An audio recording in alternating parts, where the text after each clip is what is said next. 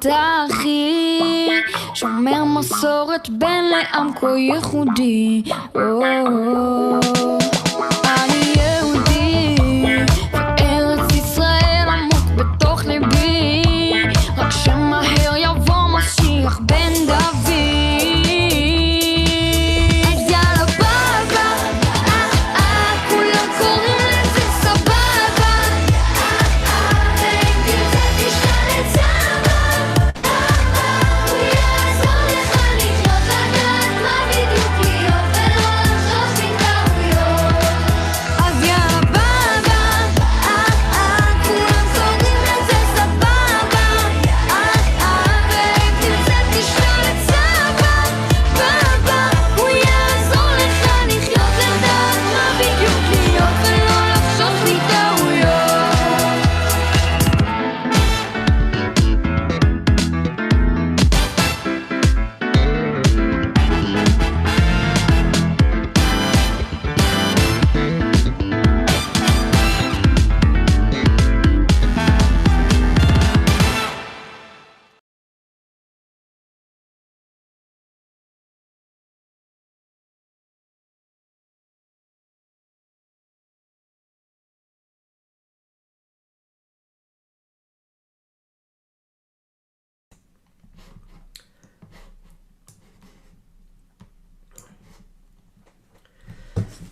Good evening. Welcome, everybody. Thank you for joining. For those of you who don't know, if this is your first time, my name is Rabbi Mendel. I am a husband, a father, a rabbi, an educator, camp director, usually in that order, very specifically. And if you want to know why in that order specifically, that would be another fun and interesting discussion for another time. But tonight, of course, we have a very important and fun topic to discuss, and that is our children. Our children are always fun and exciting to discuss. Tonight's class will also be posted on YouTube or streaming live on YouTube as well, as you can probably see on your screen. But the video will be saved on YouTube, and you can always come back to watch it later. In fact, I'm going to post a link to it in the chat so you can find it later. The link to the YouTube channel is going to be on this page right here. We'll link to it in the chat here so everyone can see it.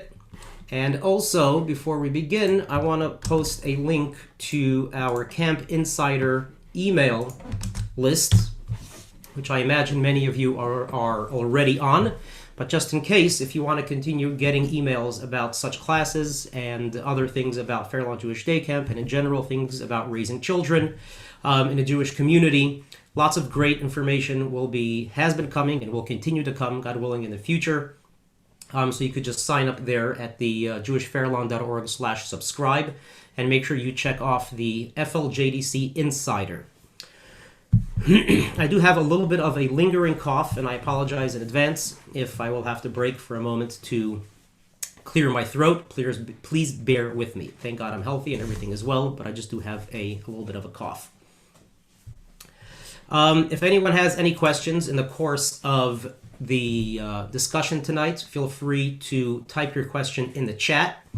And towards the end of the class, once we're done, we'll be happy to review all those questions and, of course, provide answers as best as possible. And if anyone has a question at the end, of course, you can raise your hand and we'll unmute you and we can have a back and forth question and answer session. For now, sit back, relax, and let us begin.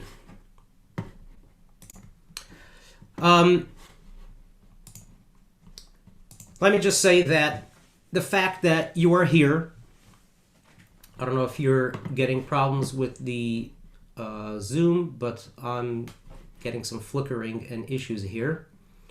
So if there's an issue, please type something into the chat. Otherwise, I'll just continue. So first of all, thank you for joining again. And the fact that you are here, the parents, the fact that whoever will be watching this in the future on a video, it means that, of course, you care about your children and you're looking and want to learn more and to find more ways to be a better parent and to raise better children. And of course, it means that this is important to you and it's a priority, which is already a great first step. In our line of work, my wife and I, we meet parents, new parents, and parents that we know for many years all the time. And there's one recurring theme, which is a frustration about the difficulty of parenting. It's not an easy task. I know that myself firsthand. It's a very important, very vital, and also very rewarding task when we do it properly, of course. But it's very, very, very important, and it's very, very encouraging when people are able to do it successfully. The issue is that many people get discouraged when things don't go the way they would like it to go. Many parents feel dejected, they feel upset that they're not doing the best that they can, or they're not doing as well as they feel that they should be doing. They're upset about how their children react to their disciplining. They're upset about how their children aren't listening to them or aren't doing as well as they should be in school, or whatever it is, the challenging moment or the challenging thing of the day, or the many challenging things of every single day. And this is what I want to start my discussion with, really, which is we're all educated, successful people. Could you tell me, has there ever been anything in your life that was important, that you spent time on, that you worked hard on to achieve, whether it is your career, your education, perhaps a hobby, anything important that you worked hard on and you met with challenges? Most of the things that we work on are met with challenges and difficulties. When you met a challenge, when you met a difficulty, did you stop? Did you stop pursuing your career? Did you stop pursuing your education? Did you stop doing the important thing that you know you're doing something important? You know it's going to be filled with challenges. Did you stop? Of course not. Successful people never stop when they are faced with a challenge. They keep going. In fact, the fact that they're faced with a challenge means they're doing something right. It means that they're pursuing something worthwhile, and it means that the challenge will be equally worthwhile, and it will be, in a sense, even accomplishing to overcome this challenge to be able to reach the goal that they have set out to pursue and to achieve. I think you understand my point. My point is that parenting is no less difficult. In fact, it's probably a lot more difficult in terms of an achievement. It's a lot more difficult probably than anything we've ever done in our lives. Again, I'm going to talk about, I'm generalizing, but bringing up general but very long things that take a long time to accomplish and things that are difficult to accomplish. That is, getting a great education, finding a good job, keeping that job, getting along with our boss or coworkers, getting married, finding the right person, staying married, putting away money for investments, investing, managing our money. Again, education, job that is pursuing a career, holding down that job, managing customers. These are difficult things, and they're always met with challenges. Raising our children is no less important than all of that. Of course, we need to have an education and a job and an income and save money and plan and have a house and a car and all that stuff in order to properly have a family and properly be able to raise children. But it doesn't, just because those things should come first, doesn't mean that actually raising the children is any less important. So first thing I want to address is the frustrations that perhaps every single parent experiences. And for many parents, maybe not all, but many parents, that frustration is what sets them back and what depresses any progress that may be made or even that is made. And many parents are just very frustrated about, not just about their skills, but just about the progress. They don't feel like any progress is being made, or progress is too slow or too small, and they start to give up. In a sense, not completely obviously, but they start to give up a little bit in terms of their desire to be awesome, great parents for their children, to serve their children the way great parents are supposed to. And that, my friends, is a mistake. Because if you would have done that when you were pursuing an education, today you would not have a college degree. You would not have an education, which means you probably wouldn't have the job that you have today. If you would stop at every challenge you had when you were pursuing your career, you probably wouldn't have the job that you have today. And so on and so forth. Every single important and worthwhile goal that you've had in your life that perhaps even took many years and lots of work, hard work, to accomplish, all is because you stood up to the challenge. And this is what I'm calling parents to do. And this is, of course, a very general statement, and we're just getting started. But this general statement is the frustration and the difficulty and the annoyance even, and the everyday and the nagging and the negativity and the I asked you once, I asked you twice, I asked you 4,000 times, you're still not listening. Please behave, please be good, please stop this, please stop that. I'm generalizing, and each one of us knows exactly what goes on in our own homes. The point is to be upset or to stop parenting properly, to lose that interest and to lose the vitality that we should have as parents, the excitement, the enthusiasm, the passion, placing our children as a priority, which we'll talk about later. All of that is so important, and it comes with the need to constantly be on our feet and on our toes and be ahead of the game, so to speak. If we're upset about our role as parents because we don't feel like we're succeeding, that will very much impede our success. So like with anything else that we do in life, very important to never ever feel like we're losing or like it's not worth it or it just isn't working or anything like that. We have to just keep going and going and going. And I'll tell you why, really. Because we will never ever stop being parents. If we have children, we will be parents for the rest of our lives, God willing, healthy and happy and have a beautiful family. As long as we are parents, we must fill that role of parents. There is no way out of it. It's what we must do. You know, it's even more than our career or education or anything else. Because if I decide one morning, you know what, I'm going to pursue a different career, I can do that and stop. And then all the challenges and all the difficulties that I had with career X, they all melt away immediately. That's it. I'm not interested in that anymore. I don't want it. I don't care about it. Now I'm going to pursue a different career. Of course, it's going to be met with its own set of challenges. I don't know that yet, but I'm about to discover that. But the point is, as parents, we're never going to stop being parents. We can't choose to, okay, you know what, today I don't want to be a parent. We can't do that. It would be unfair to do that. It would be wrong to do that. And I'm sure no one does that.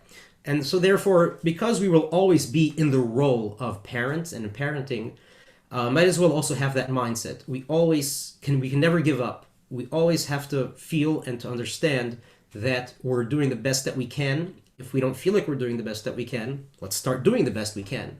But never ever feel upset or dejected because it doesn't help. In fact, it hurts. It hurts us. It hurts our kids.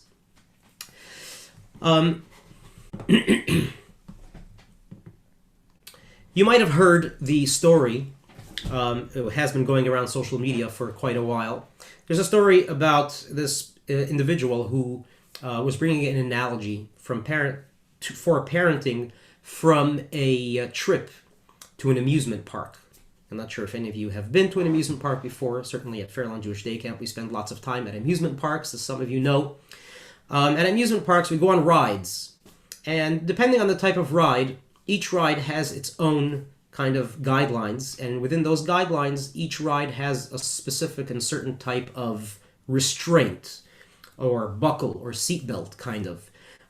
Simple rides have just a regular seatbelt like a car. Some of them have these big bars, restraint lap bars that come over and kind of push you into the seat so that you don't fly out when the ride goes upside down and inside out and up and down and sideways and all that good stuff, which we all of us young people, I'm sure, love. That restraint or that seatbelt, every single time, any individual sits down in a seat, in a ride, in the train or in whatever it is, in the seat of the ride. And this is regardless how many times you've been on that ride or on rides in general. Every individual, they sit down in the seat, the lap belt or the shoulder, over the shoulder thing is closed, and the first thing that even the most veteran roller coaster rider does is push back on that. We push back. We test the belt to make sure it's holding. We push back on the restraint to make sure it's locked. Why do we do that? We've been on the roller coaster 100 times already. We know it clicks down and it's locked. Why do I push up? Why do I push to make sure it's locked? What do we do that for? So it's obviously we don't push up in order to hopefully it's going to unlock and we're going to be able to be free. That's not why we push up. We push up in the hope that it will actually be locked and that it won't move, that it will remain where it is. That's why we push up. And if it's not locked and when we push up it actually opens, what do?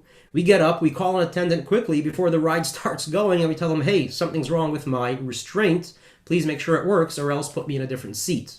Or else something's wrong with this ride and it has to shut down, right? Because it's not safe. Let's apply that to parenting. We get frustrated when our children push back. When we ask our children to do something and they don't listen or they disagree. What's happening when the child pushes back or disagrees or doesn't listen? In that moment, what's happening in the analogy is the child is pushing back on that restraint to test it. Not to hope that it will unlock and fall apart, but to test it and to see how strong is it? Is it actually locked? Is it going to keep me safe? And therefore I could remain on this ride and enjoy it and come back and to tell my friends how fun and exciting it was? Or, God forbid, it's open and it's not safe. When a child pushes back at a parent, or at any educator really, but we're talking about parents today, when the child pushes back, it's not in the hope that they will be freed. When the child insists on having dessert before dinner every single day, and when you're not looking, they sneak dessert before dinner, and that's very, very frustrating to parents, and I'm sure it is, if that happens, that child isn't rebelling. That child isn't bad. That child is simply pushing back on the restraint. That child wants to see how strong is my parent in their conviction of first dinner and then dessert. That's what's actually happening. It may not be conscious. It may not be something that your child can articulate to you, but that's what's happening in that moment. And in any time our children push back and rebel or behave badly, which again we'll talk about that later, and that there isn't really any bad child or bad behavior, but we'll discuss that in detail a little bit later. What's happening in the moment is the child is asking you, hey, mom, hey, dad, please be strong for me. Please have conviction for me. And also, please explain to me why. Why is it so wrong? Why is it so bad to have dessert before dinner? I mean, after all, I'm going to have this dessert. You're going to let me have the piece of cake or the scoop of ice cream. It's not like I'm not going to have it. It's not like if you're telling me, fine, it's bad for me, or the child can't have it for whatever reason. But the child is going to get it. So when the child rebels and always insists on having the dessert before dinner, what we need to do is make sure, first of all, when the child pushes back, to prove to them and to show to them, I'm locked, I'm safe, I'm secure. You're going to be very, very safe with me as a parent. Because when I decide something and it makes sense and it's good for you and there's logic behind it and it's been thought out, it's not just a rule or a dictatorship, but it's actually parenting and education with love and with respect to the child, and it's in the child's best interest. That's when the child usually pushes back the most, actually, and that's when,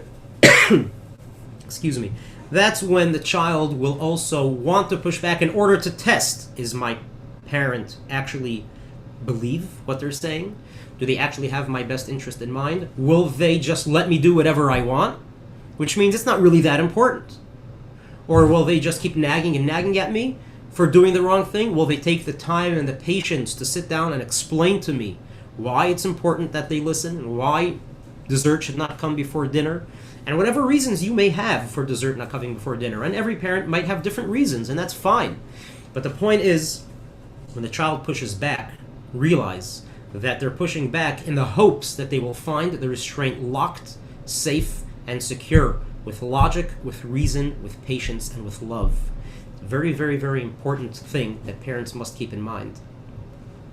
Which leads me in to the next topic. The next part of our discussion tonight. We want to make sure that we are locked in place safely and securely for our children.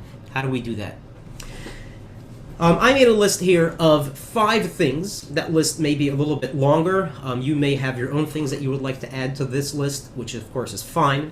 But I made a list of 5 things which are the most important and also the most difficult things that, at least in my experience as a parent and also as someone who meets and talks to parents all the time, usually about their children in the context of helping their children.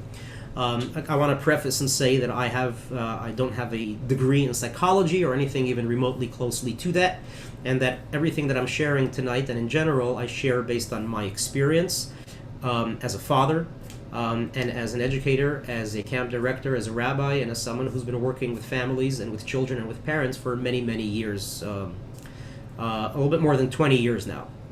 So what I've found in my experience, the first thing that's very important but also equally difficult to do, and what parents really find very frustrating also about parenting, is the need to role model. And let's use the ice cream, the dessert and dinner example, which most parents may not be guilty of, but the concept certainly exists, I think, in most parents. I insist as a parent that dinner comes first and then comes dessert. My children, of course, want to have dessert first. Every child wants to have dessert first. You know what? I want to have dessert first. In fact, I'm sure all of us would like to have dessert first. Perhaps we would all like to just have dessert and end dinner right there, right? But of course, we know we don't do that. What happens if the parent has difficulty role modeling, and the parent will allow themselves, even sometimes, to have dessert before dinner? What does that say to the child? What does that say to the child when we then as parents say, hey Johnny, you cannot have dessert before dinner, you have to have dinner first. Stop sneaking brownies. Put back the ice cream, right? What do we tell our children? We're telling them, you can't do what I do. And that's completely inconsistent. It's not fair. It's not right. So I'm just using this as an example. Role modeling is extremely difficult. Whatever it is that we're asking our children to do, before we ask our children to do it, before we expect it of them, we must make sure that we're doing it ourselves. If we're not doing that thing ourselves first, how can we ask our children to do that? How would we then even allow ourselves to get upset at them or to get frustrated at ourselves that for some reason our children won't listen to us? We are the reason the children aren't listening. We're the ones who are role modeling behavior. They're doing exactly what we're doing in the case of dessert before dinner. And if we stop and think about, in general, our behavior, and we compare our behavior with the expectations that we have of our children and their behavior, we will find, unfortunately, many times we will find that we as parents are not doing the things that we expect our children to do. And with just fixing that one thing, where we as parents begin putting more effort in to our role modeling proper behavior for our children, with that one item, which is not an easy item to do, by the way, very difficult, because it requires us to look at ourselves in the mirror and examine ourselves really well, and examine our behavior and our actions really well, and our character, how we speak and how we react and how we talk and how we behave with our spouse, with our children, with our neighbors, with people, with everything and anything our children observe and see us do. And even the things they don't see us do, our children will emulate us. So if we, for example, require our children to have a clean room, but our own bedroom, the master bedroom, is a mess, and our laundry is all over the place, but we ask our children or we get upset at them, hey, why don't you put away your laundry? Well, that's not fair.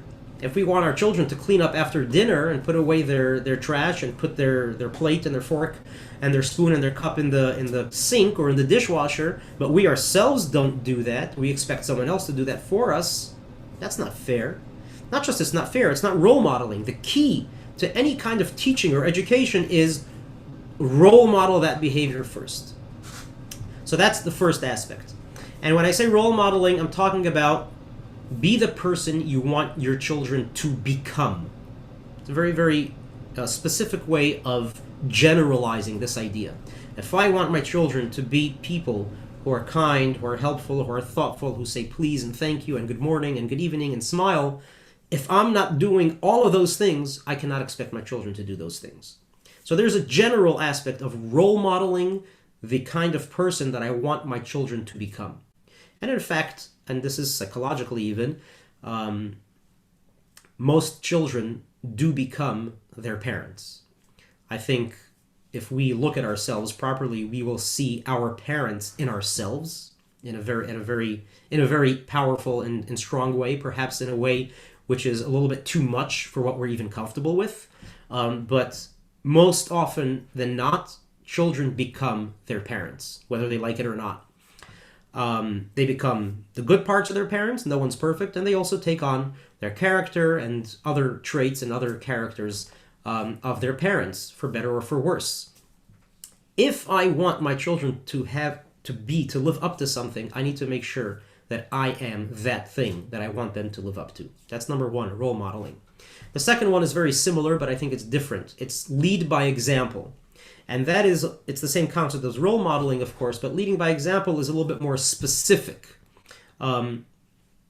Specific things that I ask my children to do, make sure I'm doing it before I ask my children to do it. So role modeling and leading by example are really very related and very similar. But when I say role modeling, I'm talking more in general. I should be the kind of person that I want my children to become. Leading by example is, as I mentioned, if I want my children to clean up from dinner, I need to be the one who is leading by example. And a very powerful way to do this in any action that we expect our children to do, or that we want our children to do, is before we ever tell them about what we want them to do, we do it ourselves first for a week or for 2 weeks or a month without ever saying a word to our kids.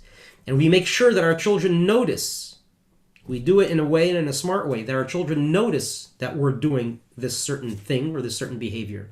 And after a couple of weeks, and again, it depends on your child, it depends on what the thing is. A week may be enough, a couple of days may be enough, sometimes a couple of weeks, sometimes a month. It depends on the action. After that, we ask our children, would you please kindly start doing X, Y, and Z? And that's a completely different ballgame at that point.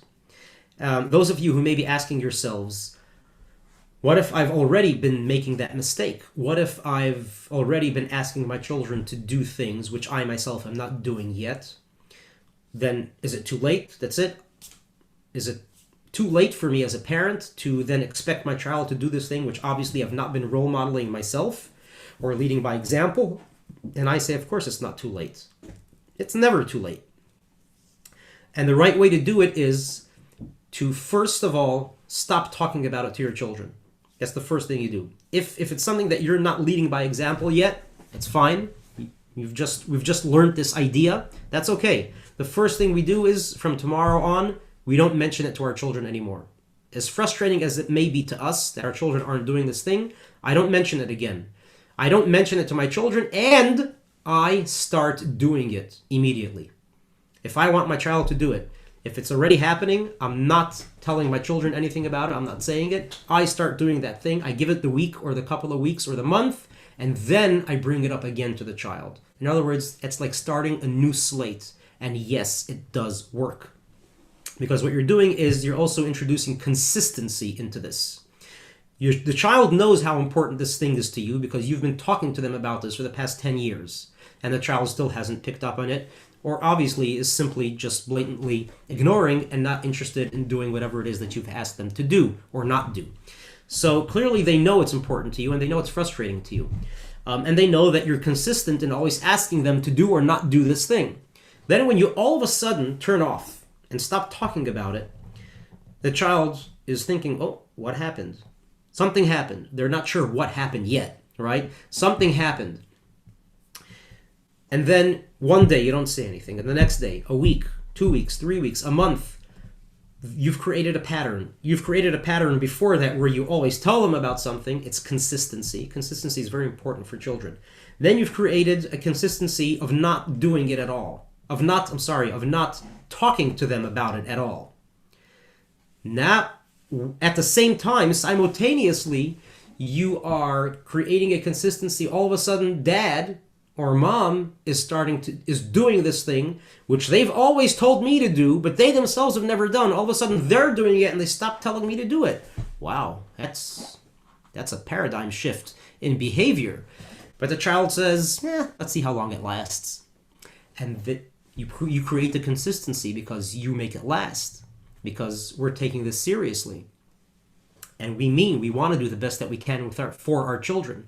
And so once you've created that consistency, and again, you need to be the judge in your own home how long it will take, whether it's a week or a month or whatever it is. And at the end of that time period, you then sit down with your child, have an eye-to-eye conversation, whether it's a 30-second conversation or a 10-minute conversation, whatever it is, but it's eye-to-eye, it's full attention. There's no phones involved, not yours and not your children's. It's just you and the child, or maybe both parents and the child, however you want to do it, however things work in your home. And you say, look, doing X, Y, and Z is really important. Here is why. Here is why we really want you to do it. And we would like to ask you, please start or stop doing X, Y, and Z. And that's it. No more. Don't like argue and convince and say you used to do it, we used to not do it, and none of that. No history here. It's not a history class. Just very simply. And then just leave it alone. And we as parents, we continue doing that thing. We continue leading by example, regardless if our children are then doing it or not. We continue leading by example, and after a day or two or three, if your child is doing it, great. You're doing very well. Keep it up. If your child is still testing you and is still pushing back on that lap bar, that's fine. Your child needs more convincing that you're secure and that you're safe and that you know what you're doing as a parent and that you're consistent. That's fine. Give that to them. Give them some more time. And after a couple of days or a week, or you decide how much time, while we're still leading by example, we then go to our child and we say, remember we talked about X, Y, and Z? You didn't really start doing it yet. Please start. It's very, very rare that after doing all of that, after leading by example, after creating consistency, and after asking the child nicely, respectfully, and if the child is old enough, explain the reason and the logic and the idea behind it and why it's important for them and for the family and for the home and for the parents, and we are leading by example and role modeling, it is very rare that a child will not put an effort to start or stop doing X, Y, and Z. Very rare. So number one, role modeling. Number two, leading by example. Number three, kids must be a priority in our life. This is not just a statement. It has to be real, and we'll talk about it later on. And of course, parents listening in might think to themselves, well, of course my children are a priority. What is that supposed to mean? Children should be a priority. We'll define what priority is a little bit more later on. But priority means they're as important, if not more important, than anything else in our life. And anything else, I mean the job, the career, the hobby, the interests, the relaxation, the vacation, the car, the house, the investments, the friends, the parties, whatever you have going on in your life that's extremely important to you and takes up perhaps a whole day and a lot of time, but the children are the most important thing. They are the priority. They have to be at least equal, but if you ask for my advice, more of a priority than anything else, which means the children come first.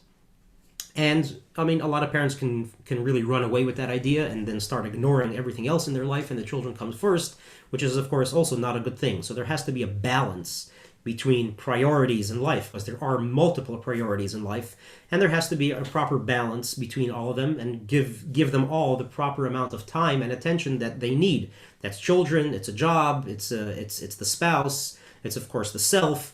There has to be that proper balance. But in terms of priority, when it comes down to it, okay, I now need to choose between my children and something else, and it's a critical time, and my children will really be missing out and will really not do well if I don't choose my children at this point, then it's my children, and everything else, forget about it. And the children need to know that and understand that. And we'll talk a little bit later how we are able to prove to our children that they indeed are a priority in our lives. Number 5 is to be consistent. Number 3 and number 4 is kind of all priority. Number 3 is that the children are a priority in our lives. And number 4 is that we prove to them that they are a priority. And we will get to that later on. And number 5, finally, is being consistent, which means as parents, we have to be consistent with the things we ask of our children to do and with the things that we do ourselves and with how we behave with others, which means if we expect for example, if we expect our children to be polite at home, to speak in a quiet, soft voice, to say please and thank you, good morning and good evening, goodbye before I leave, put away shoes in the closet. I'm just trying to think of things. When you come home, put your backpack, in the closet. Then we have to be consistent with it, not just role model and lead by example. Consistency means that when I am hanging out with my friends, I'm also soft-spoken and speak kindly and gently, and I don't use foul language. Just like I don't use foul language at home because my children are listening, and I don't allow my children to use foul language because it's inappropriate and because it's foul language. Being consistent means that when my kids are not around, and when I'm just hanging out with my friends and just relaxing or whatever on a trip or just on vacation, I also don't use foul language because there's a consistency in my life. I have values. Those values don't change based on where I am or who I'm with. I am the person that I am, and that doesn't change based on the weather or circumstance or who happens to be sitting next to me. I am who I am. And trust me, our children know if we're being consistent or not. And even if our children are not on vacation with us when we're with our friends, and we can allow ourselves, so to speak, the luxury of doing whatever we want, our children will sense the inconsistency. I can guarantee that. They will sense the inconsistency in us, and it will be detrimental to our effectiveness as parents. So being consistent is very important as well.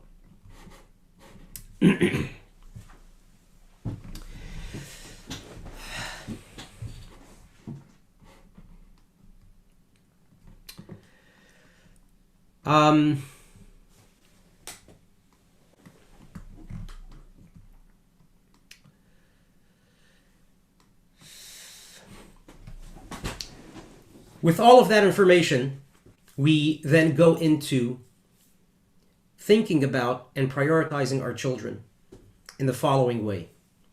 The previous Lubavitcher Rebbe, the sixth Rebbe of Chabad, he has a statement which goes as follows. He made a statement during his lifetime, and we still live by this very, very powerful thing with regard to education. He said that every single parent has a responsibility, just like they have a responsibility to follow the mitzvahs of the Torah. In other words, it's a commandment. It's something that we must do.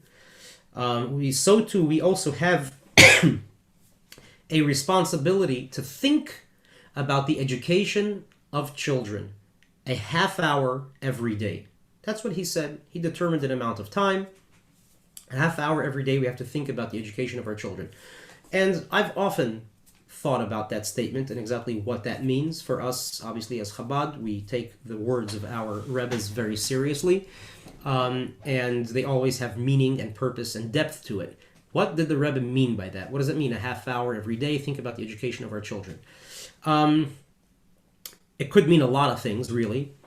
In the context of our conversation, what that means is prioritizing our children within ourselves, to actually spend time every single day thinking about how are we doing as parents. I know this sounds, I'm not sure, maybe it doesn't sound that way, but I'm pretty sure it sounds a little extreme. Every single day I have to just think about, meditate about my kids, think about what exactly. So exactly what we've been discussing is what we should be thinking about. And I think this is part of what the Rebbe meant when he said that. Am I living up to what I expect my children to live up to? Am I role modeling? Am I leading by example? Am I being consistent? Am I doing those things? Am I expecting my children, are my expectations of my children, are they realistic? Are they too much? Are they too little? Every child is different, even within the same family. Perhaps we have expectations for our children that are unrealistic. Perhaps we don't expect enough of them, perhaps, and therefore subconsciously our children may be upset. Hey, my parents don't believe in me. And that's another big thing, faith in children. A huge part of success in parenting is believing in the ability of our children, believing in the fact that our children are good. Our children are great. Our children are gifts from God. Appreciating that. It's a big part of parenting, just like it's a big part of educating and teaching, for example. If a teacher doesn't believe in the abilities of a child, that child will very rarely live up to anything in that class. When it's a teacher who believes in the child and believes in their abilities and has faith and therefore encourages and motivates and helps and guides, then that child blossoms. That child does amazingly well. And it's the same thing with parenting. If we don't believe that our children can do what we expect them to do and can be good kids, our children simply won't fulfill our expectations and won't be the good kids we want our children to be. It just won't happen. So faith in our children, there's a prayer that we say every single morning. You may be familiar with it. Our kids say it at camp and in school every single morning. Modeh ani lefanecha, which is basically, it's a prayer of thanks to God, thanking God for giving me my life back. We say it in the morning right away while we're still laying in bed when we open up our eyes, and we say, thank you, God, for giving me my life back, essentially. Modeh ani lefanecha melech chai v'kayam, if anybody understands Hebrew. Shechazarta bi nishmati, we thank you, God, for returning my soul back to me. Bechemla, with gratitude and with mercy. And Rabba emunatecha, great is your faithfulness. Or great is my faith in you. And there's an interesting commentary on translating those last two words. Great is my faith in you. Rabba emunatecha can also mean great is your faithfulness in me, which is a very, very powerful and true thing. That God gives us life, and in fact, God gives us children, right? God gives us life and children because God has faith in us. He created us. He gave us the skills and the qualities and the talents that we have. And He knows what we're capable of. He doesn't expect us to do anything that we're not capable of. And it's because of His faith in our abilities that He gives us life, puts us on this earth, and gives us everything that we have in order so that we should be able to make His world a better, kinder, and more wonderful place. So if God has faith in us, should we not have faith in our children? In fact, it's our children that's God's gift to us. The greatest gift that any individual can have is children. More than anything else that God has given us, more than our talents and our skills and our jobs and our money and our security and anything else that we might have that we love and that we enjoy. Our children are the greatest gift that we can ever have, and we should cherish them as such. And equally then, we're supposed to have faith in the abilities of our children. Our children may be misbehaving, may be engaging in negative behavior, maybe not listening to us. That doesn't mean our children are bad. It doesn't mean they can't be good at all. And I know some parents, and I've met those parents, that are very discouraged as parents. And they're like, whatever, this is my child, there's nothing I can do, it is what it is, and hopefully they grow up to be great kids and great people. Which is a nice sentiment, but there has to be more. There has to be faith. We cannot lose faith in our kids. The moment we've lost faith in our children feel it. And that means their greatest fan is not their fan anymore. The greatest fan is the parent, and will always be. The most important person in a child's life is their parent, and that will always be true. Always. And therefore, we need to live up to that role as parents, to believe in our children and in their abilities, in the abilities that God gave them. The reason that God gave us children, so that we can raise them, so that they can be adults, they can grow up and contribute to the goodness and their unique role in this world that God wants them to achieve and that God wants them to be successful. But we're the ones who have to make that happen as parents. So faith, these are all things which I hope you're noticing tie very much into Jewish values, in the Jewish value system. And this is regardless if you're religious or not, or if you keep Shabbos or keep kosher or don't, or try or do it sometimes, or go to synagogue or don't go to synagogue. These are Jewish values which, as Jewish people, again, regardless of how much actual background we have, we're Jewish, and we all have some sort of Jewish values and Jewish behaviors that we do, even if it's very minimal at home or at synagogue or once a couple times a year, or Passover, Yom Kippur, whatever it is that we do. This is regardless of all of that.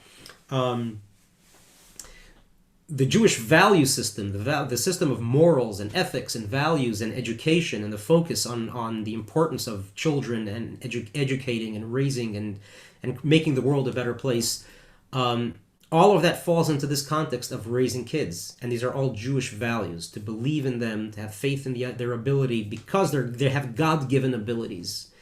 Not because they're our children, and of course, if they're all children, they're the best and smartest and wisest and most beautiful and prettiest and most amazing that ever lived in the world. We know there are such parents as well, and that's also great. But we have to have real faith in our kids, real faith that they can actually live up to and do anything, as long as their greatest fans, parents, are actually believing in their abilities. So how do we do that? So let's go back and compare it to other important things that we've done in our lives. When we set out to go to school, go to college, we had a goal in mind. That goal may have changed over time, but we had a goal, right? Or at some point we set ourselves a goal. I want to be an accountant. I want to be a doctor. I want to be a teacher. I want to be a lawyer. I want to be a pharmacist. I want to be whatever it is. We set ourselves a goal and we went to school based on that goal. Once we set ourselves a goal, we then made a plan. How am I going to reach that goal? And this is, again, with regard to education, with regard to finding a job, with regard to finding a better job, with regard to finding a job at a specific company that we really want to work at for whatever reason, with regard to finding a spouse, getting married, with regard to where to live, which town to live in, what kind of house to buy, what do we do with our money, how do we save it, how do we spend it, how do we invest it. All of these things require goals, specific goals, which most people set themselves goals in these matters.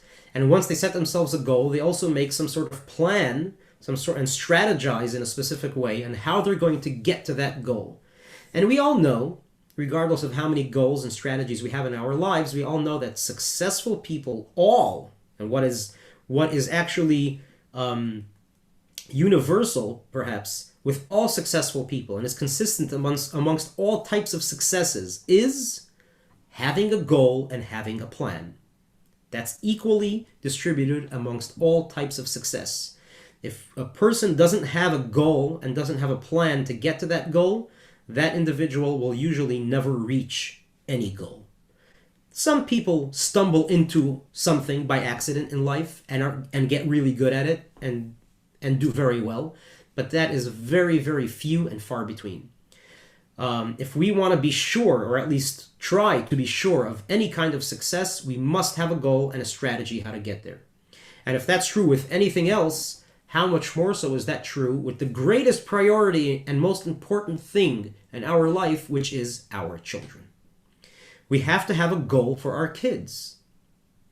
How many parents actually have a goal for their children? I'm not sure. But I do know that not a lot have a goal for their children. And when I say goal, I mean, what do I want my child to be like when they're 20, when they're 30, or when they're an adult? A goal is when I'm 70, when we, parents, are 70 or 80, what do we want our children to look like? In other words, what kind of people do we want our children to be when we're 80 years old? How do we envision, I know this might be a scary thought for some of us, to think about what we're going to be like when we're 70 or 80 and what our kids are going to be like when we are 70 and 80. But it's a thought that we should think about. It's something we should imagine because it helps us reach the goal. And the goal may be different for all of us, and that's fine. But if we don't have a goal for our kids, what do we want our children? That's what we're talking about. So what do we want our children to look like when they're adults? Do we want them to be successful? In what way do we want them to be successful? Do we want them, when we're 80, to treat us in a specific way? Do we want them to just drop us and ignore us and say, ED, go, deal, whatever, figure it out, hire an aide? Or are our children going to be deeply involved and caring for us and with us in our old age? How are our children going to treat our grandchildren and perhaps even great-grandchildren? When we watch how our children are going to be parents for our grandchildren, what are we going to see? What are we going to observe? And at that point in time, when we're 70, are we going to say, oh, God, my child has turned into me. And now my grandchildren are suffering just like my children have suffered. That would be a scary thought. But today is the time to have that thought, because today is the time that we can change the course of that history and we can make the reality different. When we are parents and we're young, or even if we're younger and we're not yet 70 and 80, our children are still, even if it's toddlers or middle schoolers or even high schoolers or even college students, it's still not too late to change that course of history and to start prioritizing our children, having a goal for our kids. What kind of person do I want my child to become, and how am I going to get them there? How am I going to help them? What am I going to do, and what am I not going to do to make sure that my child turns out in a very specific way, the way I want them to be? So, do I want my child to be kind? Do I want my child to be able to get along with others? Do I want my child to be able to get married and live peacefully with their spouse? Do I want them to be able to solve problems, think critically, have patience, have children, live in peace? These are all important things, and these are all things that describe a certain kind of person. For some parents, the priorities might be different. They might say, you know what, I don't care if my child is kind and happy and loving and patient. I want my child to have a big house and a fancy car, in fact, 4 fancy cars, a great job, with lots and lots of income, very rich, at least one car that they can show off to their friends. Those might be your priorities, and that's fine if they are. What I'm saying is, every parent should have a goal for their child, regardless of what that goal is. If we have goals for our children, that's already a huge step in the direction of planning for that goal, having a much deeper relationship with our child based on that goal.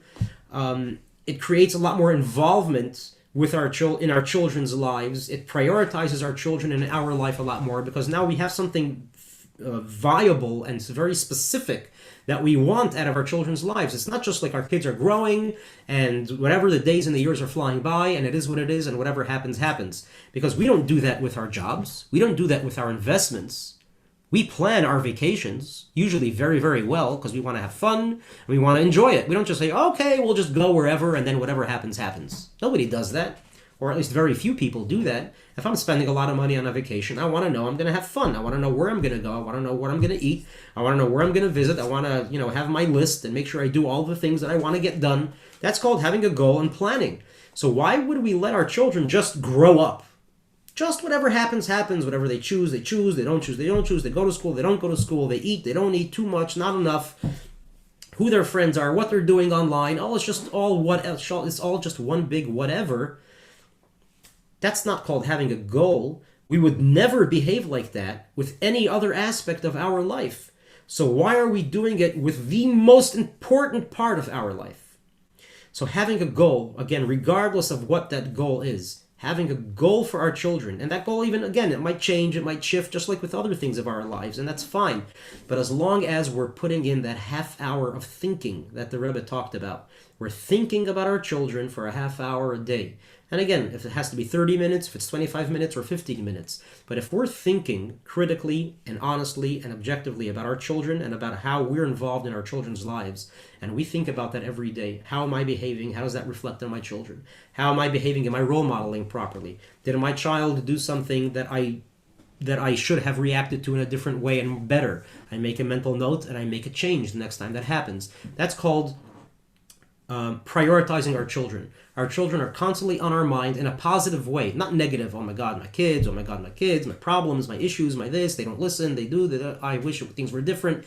That's not having a goal, and that's not positive thinking. What we want is positive thinking, constructive thinking. What am I going to do for my children? How am I going to be a better person for my children, which of course makes me a better person in general, which is part of the beauty of all of this, because it all really works hand in hand. It makes me a better person, makes me a better spouse, a better employee, a better boss, a better neighbor. It does wonderful things, because the children, and here's part of the psychology, I think, which most people don't even understand, why God made the parent-child relationship the way it is, which is basically such a difficult relationship and such a, in many cases, frustrating one, But the whole point is to go through this exercise where we're forced to look at ourselves in order to make sure that we are the parents that our children need so that they can grow up and be the people that we want them to be. That in turn makes us the person that we really should be. And we would probably never become if not for our children. And if we wouldn't spend the time, the intelligent time, thinking about how we can be better people, better parents for our kids. So it's really a hand-in-hand and a win-win situation in in all aspects, really. But having a goal and having a plan. And let's jump a little bit into the goal and the plan of what that may look like.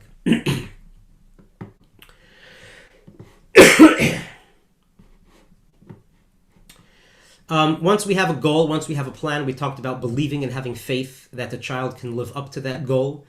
It's possible that we have overreached for our children. That is possible. It's possible that we've underreached for our children, which is possible. And that's why we have to think about it and revisit it all the time. And that's why a half hour every day. Part of that is also thinking. Am I expecting too much or too little for my child? That's part of what we need to be thinking about. But again, it's in the context of that every individual is good. God created every individual for a good, for a purpose, for a reason, for a positive reason. And the Jewish principles, and this is also another very powerful thing, the Jewish principles of don't judge lest you be judged, essentially. But we don't judge other people. We don't think negatively about others. We're kind to everyone and to everything. We always are supposed to see people in a good way. We're supposed to think positive about people. Always greet people with a smile and a loud hello. These are Jewish principles. These are actually in the Talmud. These things are written by our sages more than 2,000 years ago, these principles. These are Jewish values. And if these things are true with strangers, how much more so are they true with our children? So, and this does apply to our children as well, which means basically Judaism, the Torah, and God expect us to never treat anyone negatively. Never have negative thoughts about other people. And I know what I'm saying may sound Chinese. It does even a little bit sound Chinese to me because this is, it's perhaps more than what human beings are able to do. But it is what the Torah expects of us, to never think negatively about anyone. That's a tough request. But God does request us of that. And perhaps not that we become perfect at that. Not that God expects that we will never ever have a negative thought about someone. But what God wants us is the journey, as they say. The journey more than the destination. God wants that we should work on. We should look at ourselves in the mirror. We should work on our character, work on bettering ourselves and thinking, okay, I tried today not to think negatively. I still thought negatively. Tomorrow I will think a little bit less negatively about someone. And the way to do that actually is to think more positively. Not to work on not thinking negatively, but to work on thinking more positively about others. And that's how the negativity melts away and goes away by itself. The same thing with our children. There's a lot of negativity that we could, and that we, unfortunately, we do focus on as parents, where our kids don't listen and they don't have the grades that we want them to have. And they didn't do what we wanted them to do, and they did what we didn't want them to do, and on and on and on and on and on. There's lots of negativity, and we always dwell on that negativity, which makes the relationship negative, makes us frustrated, and that's how we have all these frustrated parents and children who don't live up to their potentials because their parents are frustrated, lose faith in them, and it's just a vicious cycle. Instead, what we should be doing is living with the Jewish values that the Torah expects us to live with strangers, and to use those values and to apply them to our children. Always think positively. Don't talk about negative things. Don't bring up negative things. And we're going to get soon to the real meat and potatoes of tonight's class, which is how to apply all of this and how to really focus on positive things, which really completely eliminates the need, or even the possibility, really, to have negativity, which is a really, really beautiful thing. Let's jump into that right now.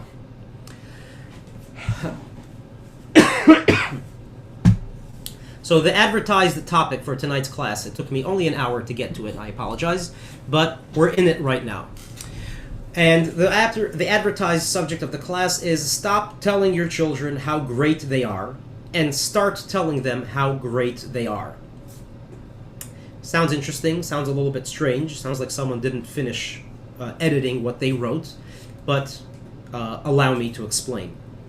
What I mean is a very simple concept. It may be new to some of us, and it may be a little bit difficult to adjust to, but it's very, very effective, and it yields amazing results, and that's what I want to share with you tonight. We often tell kids how great they are. We tell them that they're smart, and that they're talented, and that they're skilled, and that they're beautiful, and that they're wonderful, and that we love them.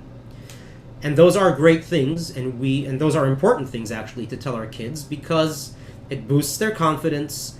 It shows them that we believe in them, and that we're paying attention to them, and that we're there for them, and that we notice them, and all of those great things. And those are very important. I'm not minimizing that at all.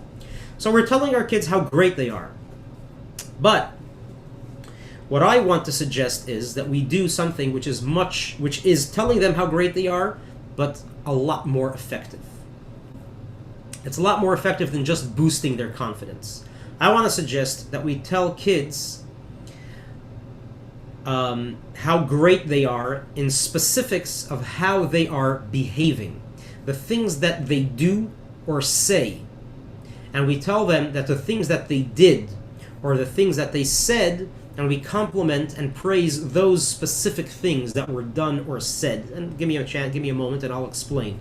In other words, we're not generalizing how great our children are, because when I tell my child, you're smart, that's a general statement.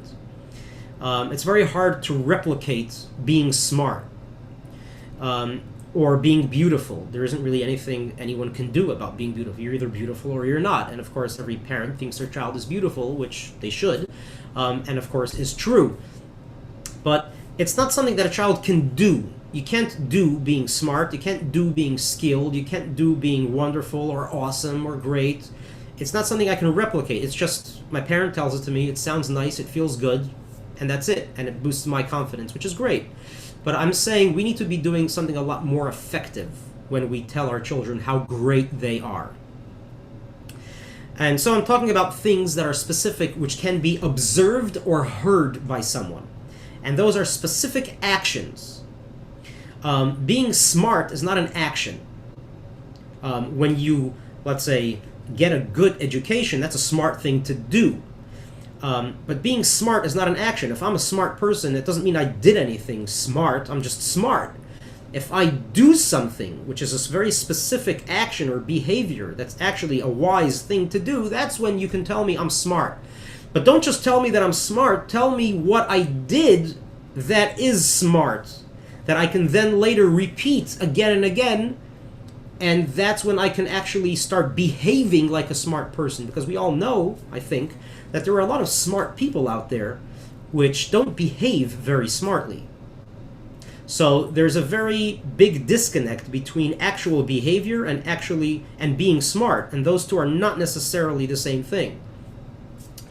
And let's use some examples which will help illustrate this point. Consider these two examples, scenarios, okay? A child comes home with a great mark on a test. Let's say they got 100 on a test. Every parent is happy to see 100, or even with bonus points, 105, 10, 15, whatever it is, which means our child is basically an A or A+ student, which is, of course, great nachas for any parent. The parent is very happy, and the parent tells the child how proud they are of the parent. We tell our child, we compliment them, we tell them you're so smart, we say good for you, you're awesome, keep working and keep doing the same thing. In other words, we've generalized. We've looked at the test, we say you did a great job, it means you're smart, it means you're talented, it means you're skilled, it means you're great, you're awesome, come here, let me give you a kiss, you're wonderful, keep doing it. And we've basically listed a bunch of general things, none of which the child can replicate or learn specifically what is it my parent is happy about. Is my parent happy that I'm smart? Okay, I'm not sure what I'm going to do with that. My parent's happy I'm smart. But how can I be smart for something actually useful? I haven't been told that yet. I'm awesome.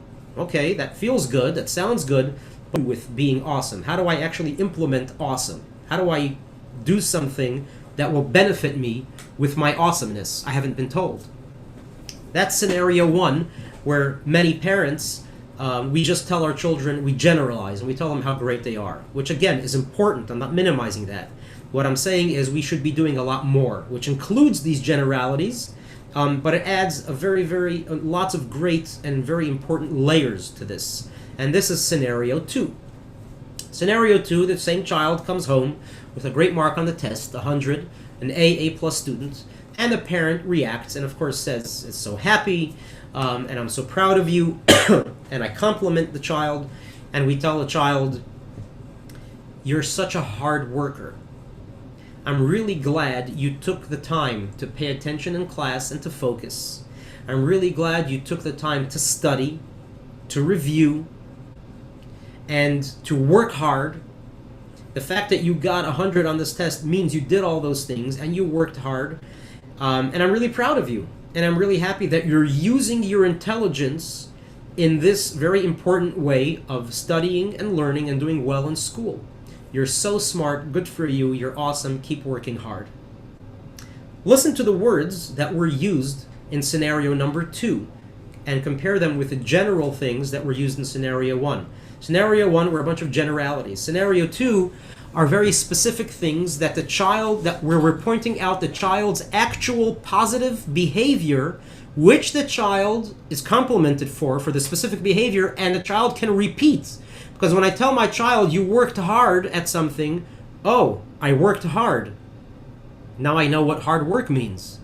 And I can certainly do hard work. I can certainly work hard in other things. In other words, it's something the child can repeat. When I tell my child, you paid attention in class, you reviewed, you studied, you prepared for the test, those are actions. Those are things my child did, and my child can repeat those things because I told them what they actually did. It's not a general thing, it's very specific. And after I finished being specific and I told them that you paid attention in class, you worked hard, you reviewed, you studied, and you did well on the test, I'm so proud of you, that's when I compliment them and I tell them, you're really smart. Not smart because you did great on the test. Because even someone who's less intelligent than my child would still do great on the test if they paid attention in class and reviewed and prepared. They're smart, I'm telling them, you're so smart because you're using your intelligence to learn important subjects and pay attention and do well at school. That's smart. In other words, I'm pointing out to my child what's actually wise in life. I'm not just telling them, hey, you have a great brain and you can now use it for whatever you want and you're awesome because you have an awesome brain. Our children didn't choose to be smart. It's not something that they can control. They are or they're not smart. It just is. But when I explain my child and connect the smartness with wisdom and intelligence, and I'm telling them, the reason you're smart is not because you got a great mark on your test. You're smart because you're actually doing smart things. You're behaving in a smart way. You're behaving responsibly. You're studying. You're learning. And you're not doing well necessarily because you're smart. Obviously, you're smart and that helps you learn. But the wisdom here, the smart behavior, is the fact that you're doing the right thing and the intelligent thing and the responsible thing. That's why you're smart. And that is something that could be repeated and replicated in other areas in the child's life. So I'm being specific. And then I'm complimenting it, and I'm telling them how great they are and how proud I am of them and how much I love them because of that.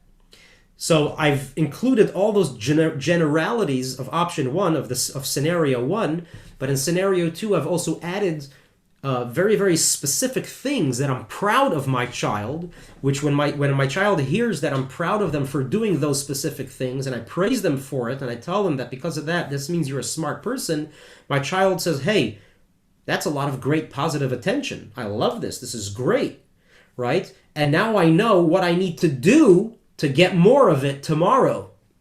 And guess what they do tomorrow to get more of it? They start working hard again and pay attention more and study more because they want more of that positive attention, praise and compliments and love, which, by the way, is not just praise and compliments and love, but it's genuine from the parent.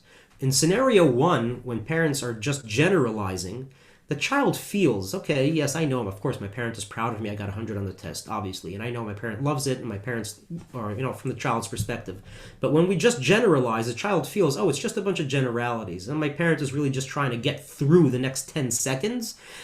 They have to show me that they're proud of me for getting 100 on the test, because otherwise, what kind of parent would they be? In other words, there's a bit of, and let's just think about this, really. There's a lack of genuine appreciation for what the child has achieved when we just generalize. And the child feels it. I'm not saying it's wrong or it's bad.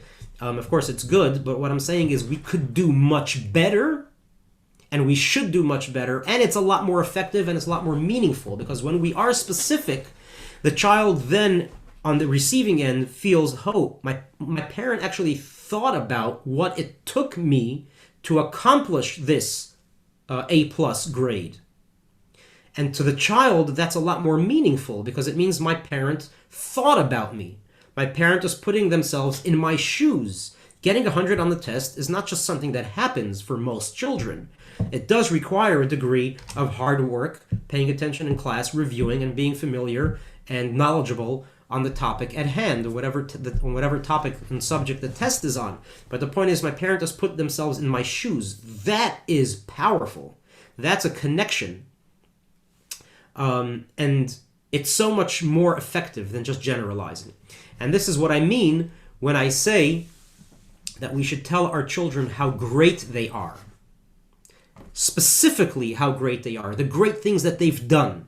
Not just generally how great they are and how wonderful they are, because that's lacking a lot of context. We want to put things in context. And we'll go through some more specific things just to illustrate the point a little bit more.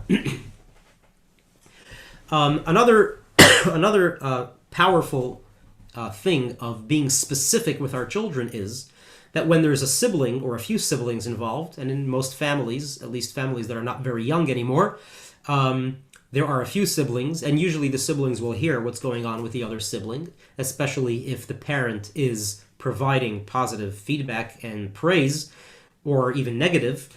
The children are always listening into, oh, what's going on? What's going on with the older or younger sibling, right? They're always paying attention. We know that. When a younger sibling hears that what we value as parents is hard work, paying attention in class, reviewing, studying, and as a result, that means that we're smart and intelligent with our choices, guess what that does for the younger sibling? Usually that means they will never have to be told to do that. They'll just do it themselves. They will have to be acknowledged for it, of course, and praised for it, and we're going to have to use the same language that we used with the older sibling to compliment them and be specific with them and praise them, and give them the confidence boost that they need based on those specific things. But the point is that when we are verbal with the positive actions that our children do, and we let our children hear, we just repeat what the positive thing that the child did, and we praise them for it.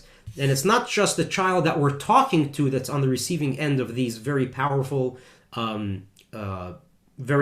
praise and actions and specific things that they can now repeat to get more praise and to increase the goodness in their life and their relationship with their parents, but it's the siblings that can hear that conversation going on and take cues from it.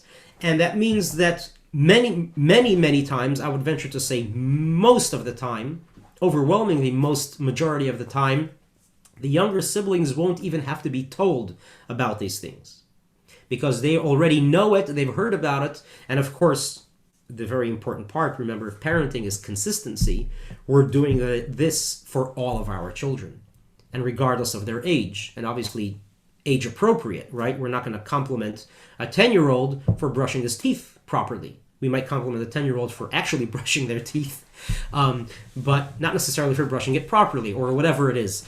So it has to be age appropriate, obviously. We don't want older children to feel like they're babies, or we don't want to start giving, intellectual, deep, philosophical lectures to our 5-year-olds, because they just won't be able to understand it. So it has to be age appropriate.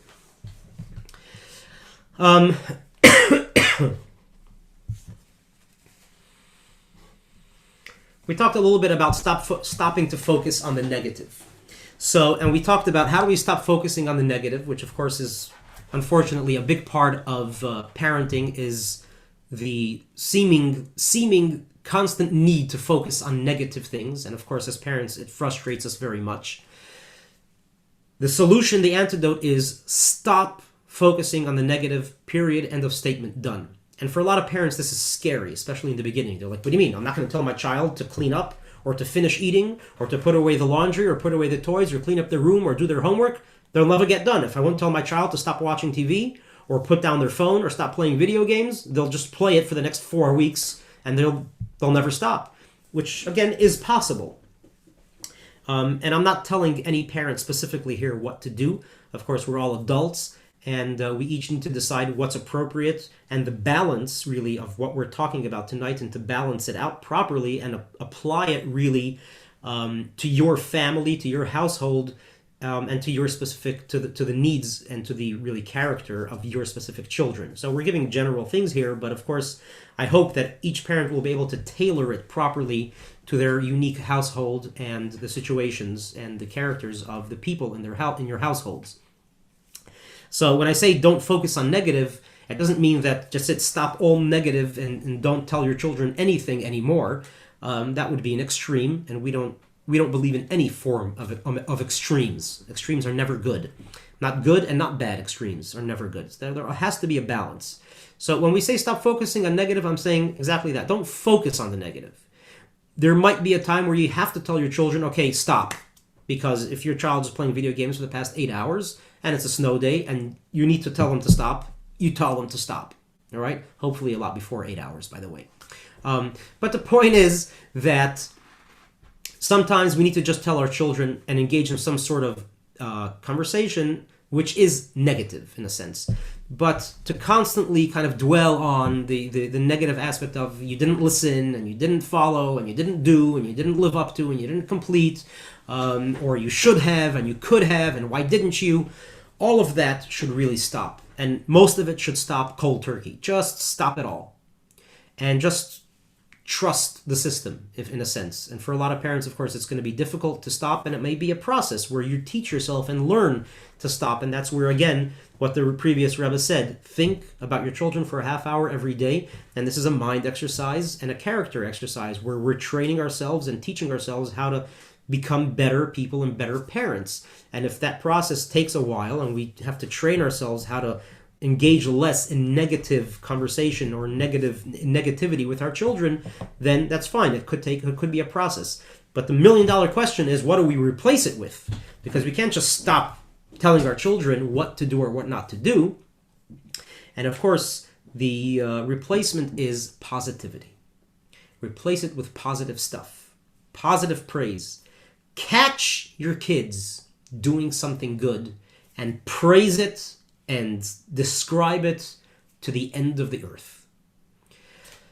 Some of us may think, my kids, there really is I will not be able to find anything good about to praise them.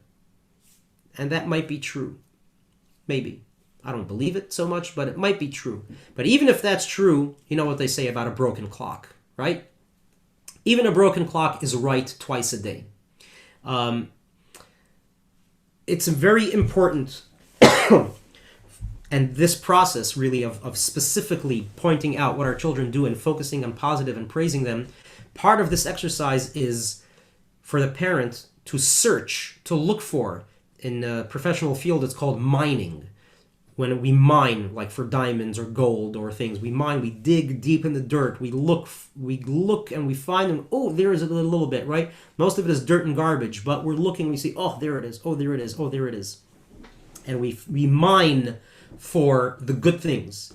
If our children, and this could be true for any child really, but I'm talking now specifically to the parents who are experiencing or have experienced a lot of negativity with their children, and it's very hard for the parents to really focus in on find something positive. What I'm saying is there's always something positive, always. And if you're not finding it, you're just not looking hard enough, and you're not paying attention enough to the children. So that's part of the exercise. Start doing that. Start paying attention more to the children. And when we do that, we will find good things that our children do, even if it's very minuscule and very, very small and very, very insignificantly good. Find it and then describe it. Explain what the child did and tell them why it's a good thing and tell them why you're proud of them for doing that thing. In other words, you're finding something positive to latch onto. And when you latch onto it, you found it, you latch onto it and you praise it, that's what starts that engine. And it's a game changer for the child. And by the way, for you also, it's an incredible feeling as a parent, especially in the beginning. Try it and you will see. It changes the game completely. When you slowly, if you're able to completely stop negativity, again, to a degree, as I explained, or even if you can only do it slowly and as a process, and you start replacing it with positive things, with positive praise and describing specific positive and good behaviors and praising it and telling your child how proud you are, again, of the specific action that they did, and we'll explain a little bit more about how to do that soon, then that replaces it with positivity, and you will see how your children love that, respond to it in incredible ways, and begin to do more of that good thing that you've described and explained to them, and want more of your appreciation and praise. And remember consistency. You may have been really good one day about doing what Rabbi Mendel suggested, and noticing and praising and describing and doing all of it. Remember that you have to be consistent. Don't stop. Remember that parenting, there's never a vacation from parenting. And you're on the job 24 hours a day, 7 days a week, until you reach the age of 120. And so every single day we need to look for something positive our children did. Hopefully at some point we don't have to look so much and it just becomes obvious. And every day we need to choose a couple of things which we noticed that our child did, describe it to them, praise them for it, tell them how proud we are of it. Again, age appropriate, we give them a hug for it or a kiss for it. Sometimes even, again, not always, not all the time, but if it's appropriate, a reward for it, some sort of reward, whether it's a treat or something more significant than that. But there's constantly a focus on positivity with an equal focus on minimizing and eliminating negativity as much as possible. You will see unbelievable results with this. Something I want to point out is also not giving empty praises, making sure that any praise that we give our child is well-deserved and is for something the child actually did. Don't make stuff up, because your child will feel patronized and they will feel like you're just telling them stuff for whatever reason. They will feel like, you know what, at some point my parent is praising me about stuff that never happened because maybe there's really nothing good about me and nothing to praise about me. So it may work against and do harm instead of good. So therefore it's very important that in our praise we're also genuine and very real about and very honest about this praise and about describing what the good and the positive of the child.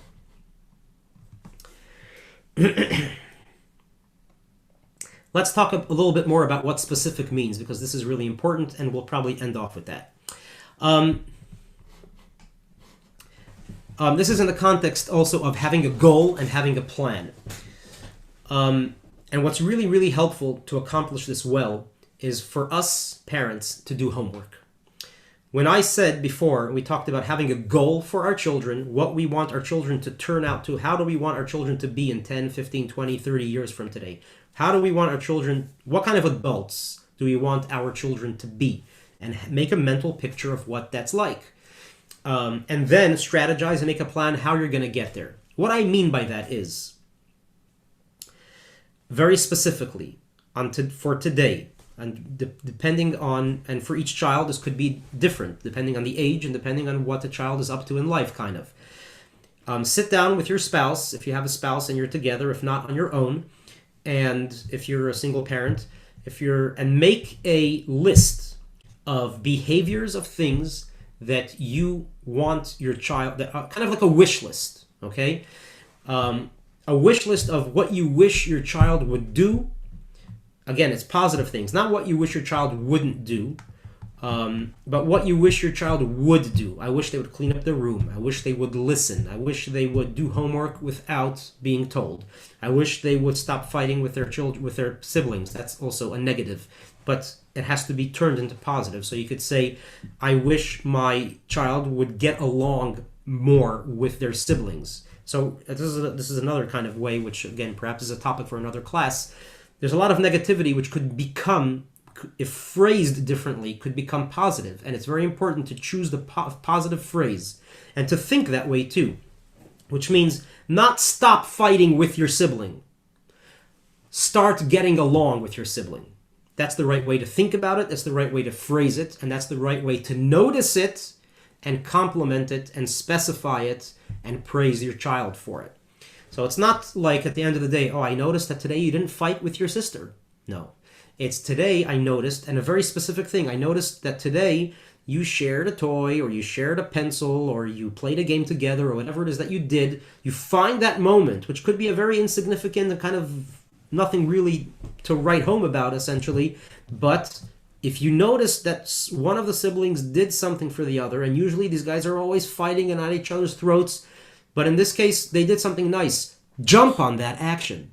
Describe it. Say, hey, you were just nice. You just did X, Y, and Z for them. That means you care about your sibling. That's so beautiful. That shows that you are caring. It shows that you're loving. It shows that you are a great family member.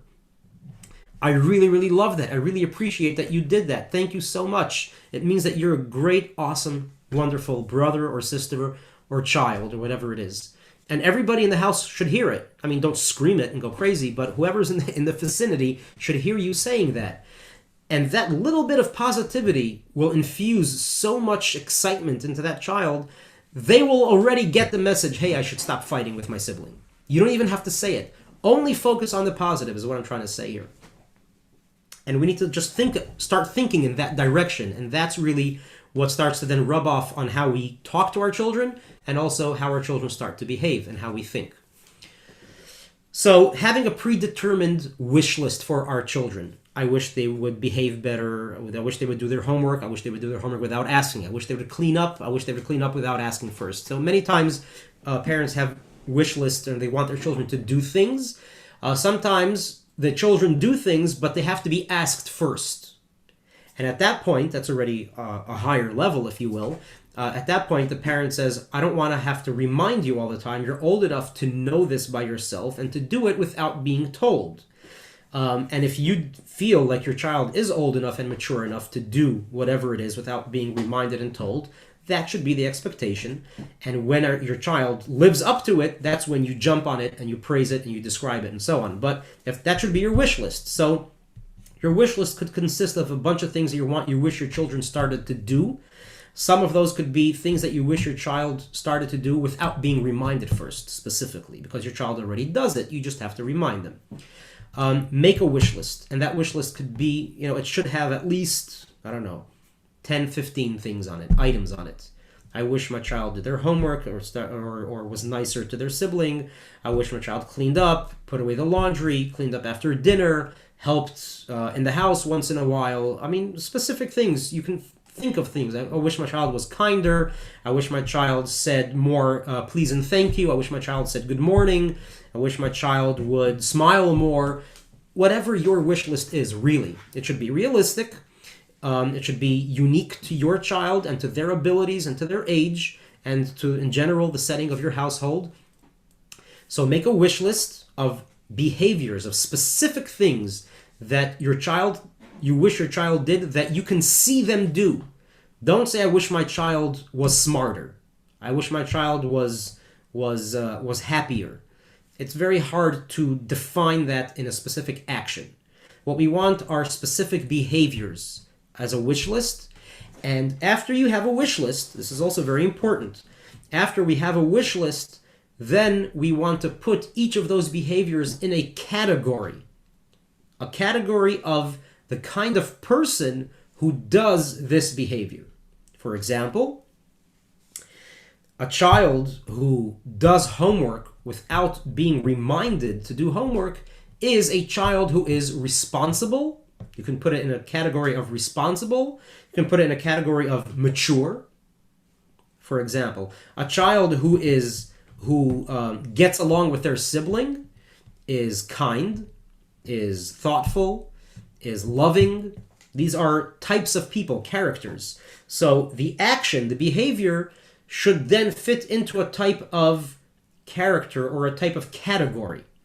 A lot of those actions might fit into similar categories. For example, holding a door for someone is kind, is thoughtful, is helpful. Those are three things. When a child cleans up after dinner, that's also kind and thoughtful and helpful.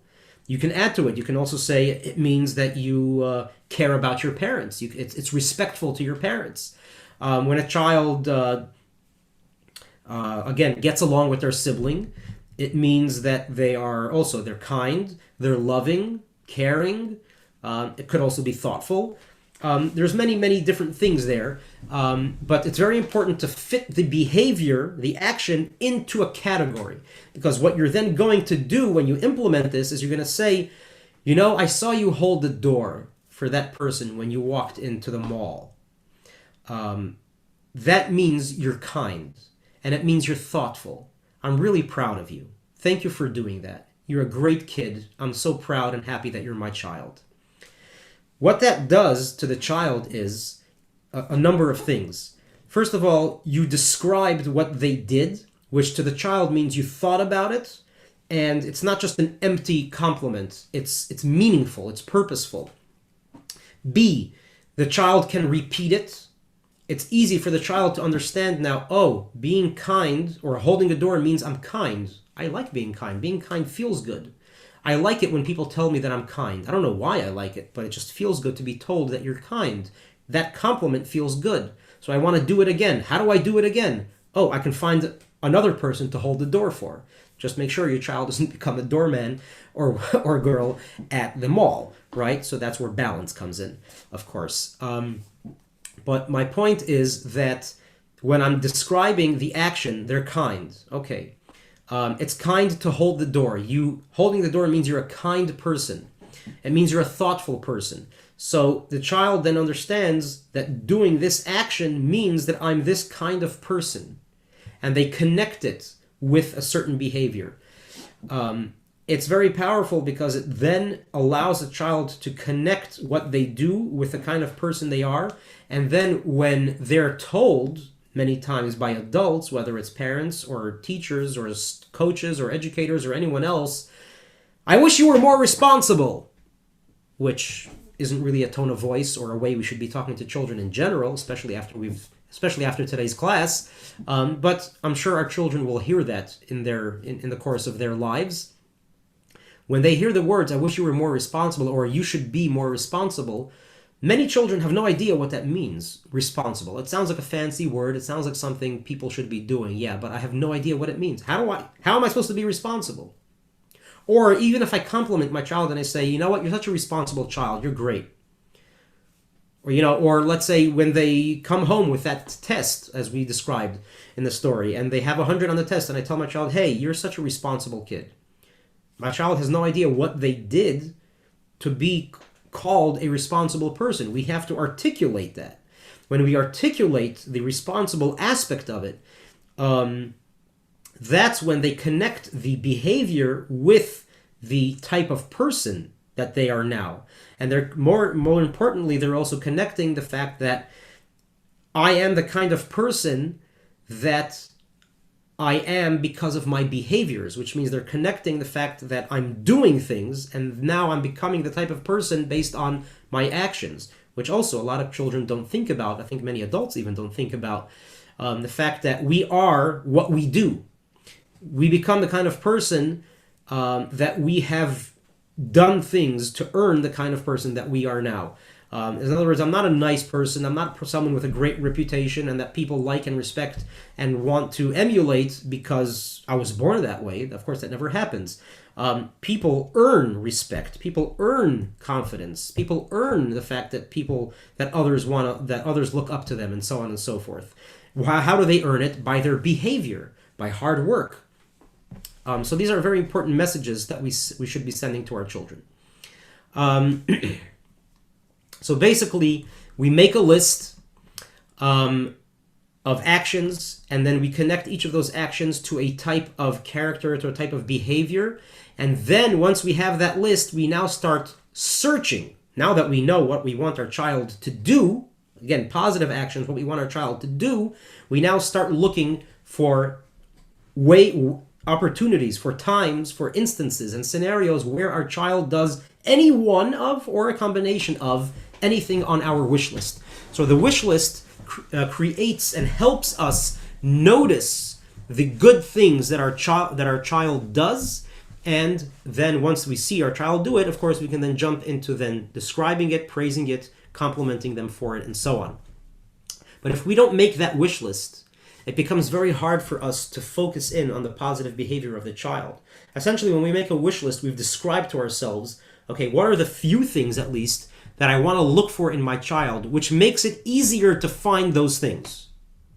And that's very important because we know how quickly the day goes and how fast-paced things are, especially in a home where there are a few kids and things are moving constantly, and we have work and we have other responsibilities, and it's the kids, and especially these days if kids are at home, things just move so quickly. It's very hard to kind of, oh, my kid did something, and by the time that clicks in my mind, it's already 5 minutes later. And to go back then and it's kind of that kid's already busy and forgot about it, and so on and so forth. I'm not saying that if 5 minutes went by, you can't go back and compliment and do that thing. You could, but it's very effective when you immediately jump on it.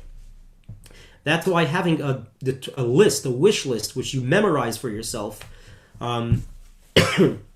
is very effective because it also helps us notice those things in our children much better.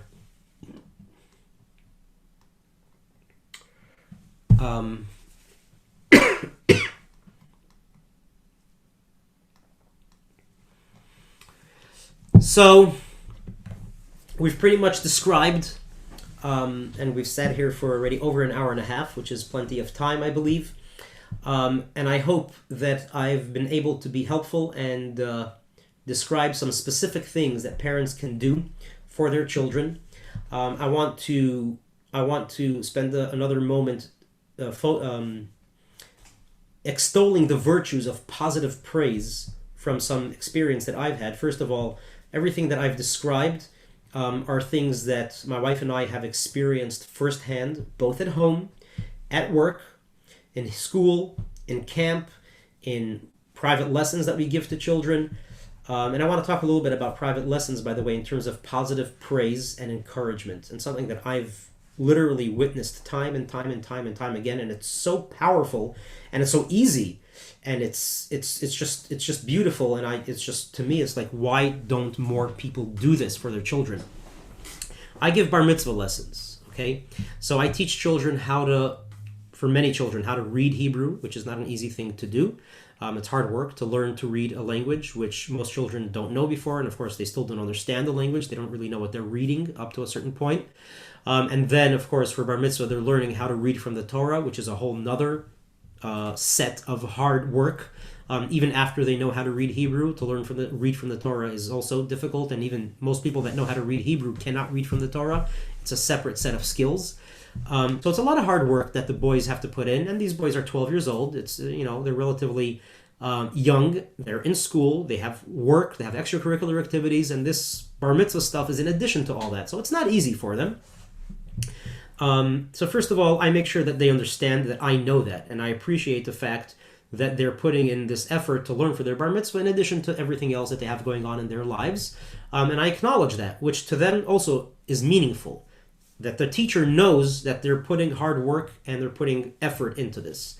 But the real juicy stuff is that any child, regardless of their level of intelligence and regardless of how quickly they progress in learning to read and in learning to read from the Torah and in learning the letters, what's equally effective in every child and speeds up their success is every correct question that they answer, they're complimented for.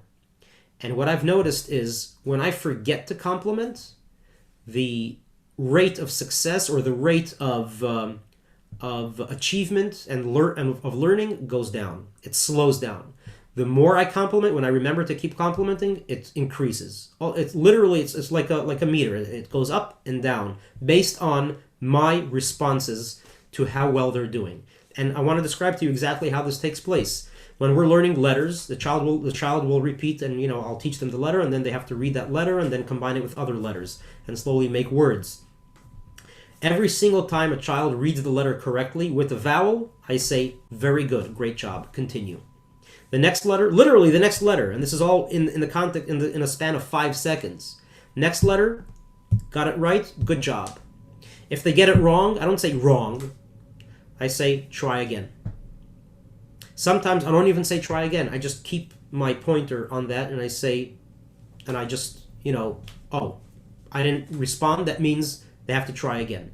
In other words, I'm minimizing the negative aspect where wrong or not good. I don't want to say wrong. It's not wrong. The child, he needs to just try again. Minimizing of the negativity, increasing the positivity. This might, again, I don't know if this sounds silly to some of us here, to some of you, but I have done this and I've been doing this for years, and I have seen firsthand smart children, children that don't do very well in school, children that I can tell from the beginning this is not going to be easy to teach them, children that are just not motivated at all and they're not interested and they just want to sit around and do nothing. But when they do well and I compliment it immediately, and for every single proper thing that they do, they're complimented for. And the compliment is a very simple one. It's just correct, good job, continue. Very good. And when they say something difficult, when they read a difficult word or they said something that was complicated to do, I say, wow, that was tough. That wasn't an easy word and you did it well. That means you can do hard work. That's great. Keep it up. The response to it is they want to do well. The brain basically just starts working overtime because it loves what it's hearing, and it just starts to pay attention. The mind starts to focus almost involuntarily, and the child just does better and succeeds quicker and learns faster and more effectively when they're complimented. It's an amazing, powerful tool. And as parents, we should use that all the time, every time, if possible. Again, in the context of a home and how quickly things happen, it's perhaps not possible the way it's done in a lesson where there's just one child and it's just one thing at a time. At home, it's perhaps very difficult, and in fact, I know it's very difficult to compliment every single thing. But to find a couple of things to compliment, to meaningfully and specifically compliment, and categorize it as a certain behavior, as a certain type of person, and to tell our children how proud we are of that thing, that just creates the desire for the child to do it again. It creates the desire for children who haven't done it but heard you compliment it to actually engage in that behavior, and since they heard you say it, they know exactly what they need to do. It just creates so much positivity and beautiful, wonderful things in the home and in the relationship between parents and children. So I challenge you, try it. I also welcome any questions that you might have along the way. I'm happy to help and to kind of be a bit of an outsider guide to you in this. It's not easy to do, especially if you're starting and this is a change for you in terms of a paradigm shift in the sense of how you think about your involvement with your children and in your engagement in your children's lives. That's fine, and if you need some help in getting it done, I'm more than happy to help. You can contact me, you can email me, you can message me, you can even give me a call, and I will try to give you the time that you need with the specifics of getting it done. But what I just wanted to share is that this is not just philosophy and a school of thought, but these are things which we actually do in school, in camp, and at home, and at synagogue, and in classes, and in lessons. And we actually see these things working time and time and time again. They do work, they've been tried and proven, and they're guaranteed to work. And if you need help in getting them done, again, I'm volunteering to help you. I do want to give credit where credit is due, very important, and that is a Jewish value. The concept and the idea that I've described, the concept of creating a wish list for your children, and creating a description of that wish list. In other words, actions of what your child does, and then categories that those actions fit into, and then describing that to your child, describing what they did, what it means, what kind of person they are, and then praising them for it. These are all ideas that I have learned from an individual who is a lecturer, an educator, a speaker. His name is Michael Brandwine. He is someone who I met through my involvement and my continued education on the topic of summer day camp. He's what we call a camp guru. He's an extremely intelligent and wonderful individual. someone who actually had the privilege of putting tefillin on with once at one of his seminars that I was at. And the idea of this concept of this idea of positive, of focusing and positive praise, and having a wish list and defining exactly what we would love our children to start doing, and then complimenting them for it and defining it for them and praising them for it. This idea comes from Michael Brandwein, and I just want to give credit where credit is due. It's something that I've learned from him many years ago, something that I slowly started doing and have discovered that is extremely effective. At this point, if anyone has any questions, feel free to ask if you want to type them, or if you want to just raise your hand, and I can unmute you. I do want to remind you that to subscribe, if you're not yet subscribed, to the Fairlawn Jewish Day Camp Insider, which is an email group, an email list that is, which you could find the subscription in the chat there, in the second link there to the chat. Also, if you want to watch this video again, or if you want to send it to anybody, you can find the video on our YouTube list, on our YouTube channel, and that is also linked directly in the chat. And it links you actually to the event for this for this class. But at the bottom there is a link to the YouTube channel, and that will remain there, so you can get to it easily and you can watch this class again. I want to thank everybody for joining, and I want to wish you lots of success and happiness and fulfillment and enjoyment in working with your children. It is the most rewarding and the most wonderful thing that you will ever do. And of course, the importance of finding joy and peace and harmony in the process of raising our children is a very, very important thing. And I hope that I was able to share with you some ideas on how you can bring positivity and excitement and encouragement, positivity essentially, into your process of raising your children and making them wonderful, beautiful, great people, which they already are, but just revealing that in them. So again, I want to thank you. Somebody writes, thank you very much, Shabbat Shalom. You're very, very welcome. Seems like there's no questions. Hopefully that means that I've explained everything well. Compliment for myself, pat on the back, thank you. And I look forward to meeting everyone very, very soon in good health and happiness and in joy, and for a great and happy reason. Again, thank you very much. Take care. Shabbat Shalom.